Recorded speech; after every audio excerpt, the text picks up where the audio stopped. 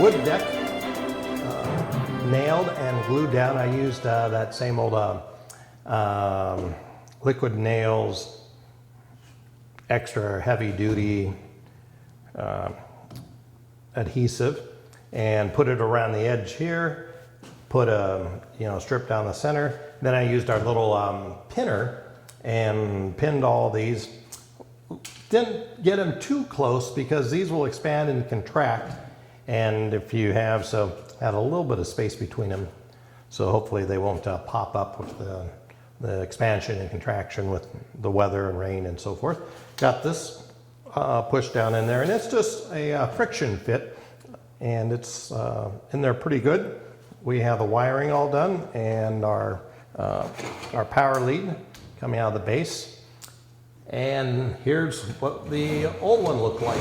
So yeah, this one was pretty old and didn't hold up very well. So now we have our new and improved version for our railroad. We'll let this set up, and then we'll come back and I'll put some Thompson water seal on this. That will make it a really good seal after I finish mounting our other detail pieces like our tank, our drum holder and things like that. Next up, we got to attach this all together and drill some little holes and put our little chain railing around that. And then the final thing, we will put the corrugated metal on the roof. And I've used that on several of my other buildings, and it rusts really quite nicely. So I think this will be really cool once it's out in the weather for a year or two and starts doing its thing. So we'll let this set up, and I'll be back with you after a little while. Well, hello. Today, it's been a few days, but we did a few little odds and ends over the last few days on working on getting our little Harry's Distillery put together, rebuilt. And what we're going to do now, pretty quick and simple, is, we got the deck on, and I made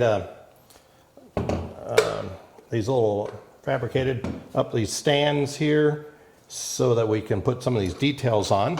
And we have the deck of the water tank, and all that I did was drill some holes and then put this railing around. I got this chain length, or this brass chain from a bead store, and also these really long brass pins that hold them in place, and just some small brass tubing, and then stuck those around, and we're good to go with that. So the application on this is really pretty straightforward.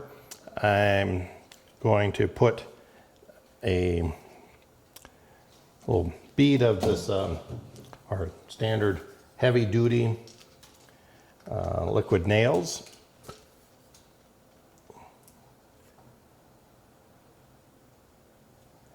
Right where we want to go.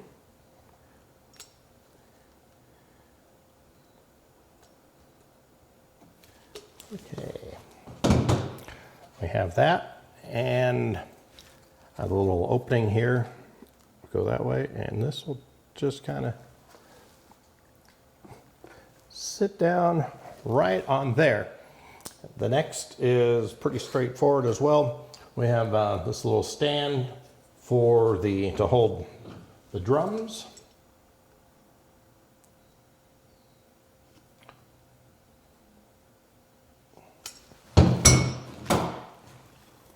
And I'm just going to kind of put these right up front under the roof line. And then this cradle here for our little brass contraption.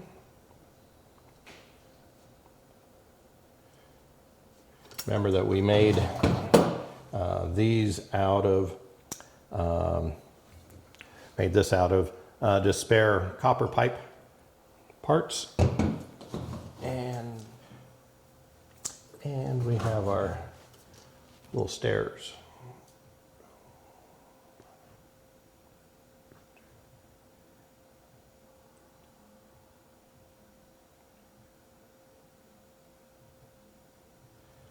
And this just kind of slides up right under.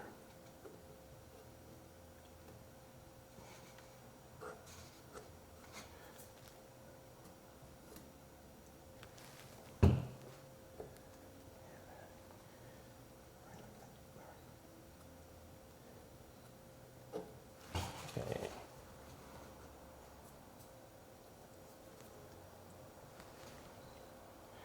Believe it or not, I had that upside down. So we now have this all taken care of. We'll let this set up and cure. Then the next thing is we'll put the corrugated roof on here, and what I'm going to do is then put the waterproof seal on the top, and then lastly, or I think what I'll do is I'm going to glue this on first, do that, and then put the waterproof sealing on. That way the adhesive will get a good bind on that. So we'll go get the corrugated roof stuff. Well, let's start putting the roof on here. And today is one of the first nice spring days we've had all along this great big huge massive winter here. So it's nice to have a little bit of a spring day. That's why I'm kind of dressed in a t-shirt and stuff, because I'm doing this and also working on the railroad, cleaning up the yard and so forth, getting it ready to hopefully run trains soon. So what we're going to do is apply our corrugated roof. And what we like about this stuff is that it is definitely to scale. It's really a really nice material, a little bit heavy duty, but still easy to work with. And this stuff weathers absolutely beautifully. It gives you a nice effect. So I'm going to put that on there, and over the next year or two, it will rust into a beautiful, nice weathered look. And I get this from a place called, I don't know if they're still in business after COVID and all that fun stuff, but Jeff Howard at G-Scale Engineering. And his website is gscalecorrugatedmetal.com. So that would be, if you're looking for some really good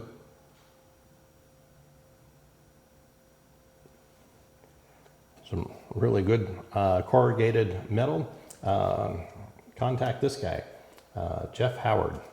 So I'm just going to use our standard trusty E6800 and put a bead on here and kind of smooth it out. And let's see, I pretty much need to go almost, this first level can go almost all the way up to the top. So, and then we will start putting these on.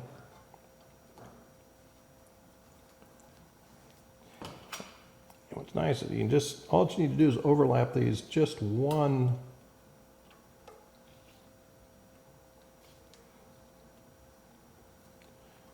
row, and it works really well.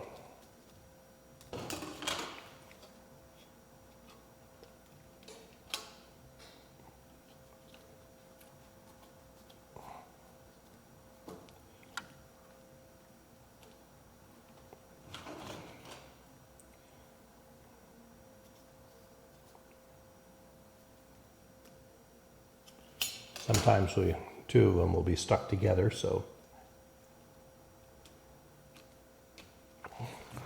Right now,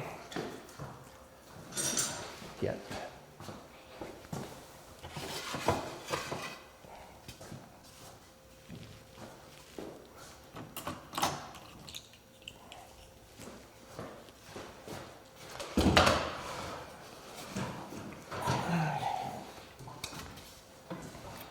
so we have this all clamped up. We'll let that sit for about an hour, and then I'll come back and do the next row. All right, well, we're coming down the home stretch here on the rebuild of Harry's Distillery. So what we did was I finished up the roof, and also it's nice is they make this little angled trim pieces, so that goes across the top and the edges, so it's all nice. I had these kind of not perfectly aligned because, you know, I want this, as like I said before, this is going to weather and rust and so forth, so I want it to look, you know, a little bit funky, but not too bad. We got our little distillery here and the stand for our tanks, and we have the tower here and the deck. And what is, you know, from some of my other builds, I always like to put something, date it or sign it. And so this was in the original tank that it was built by me and Tom Hubbard, a good friend of mine who passed away back on January 3rd of 2007. So I'm going to put this in a little Ziploc baggie. And then I put in here that it was rebuilt on this year, April 25th, 2023, by myself here in Reno, Nevada. And so I'll just do a quick little signature like that. Take this off, fold it, and add it to the little Ziploc baggie. Press out the air, tear off a piece of tape.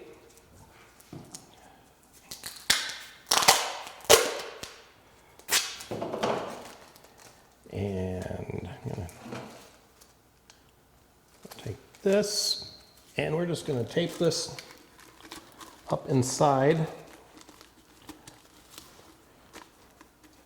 of the tank, so it's up out of the way. And the next thing that I did the other day was I just touched up the deck where there was any scratches or some of that glue that had kind of seeped through, cleaned that up.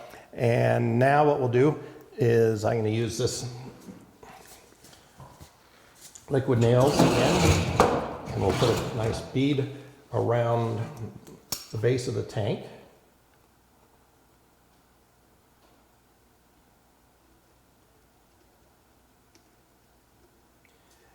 And we'll let this set up once we put it on the deck where we want it to be. And then what I'll do is after this is set up, I will come back in and put a coat of water seal all over the wood. And then once that's all kind of set up, we'll go ahead and install it out on the railroad. So this is going to come down and right on the deck here. And that's pretty good. What I want to do is we will just kind of cleaning off the tank here.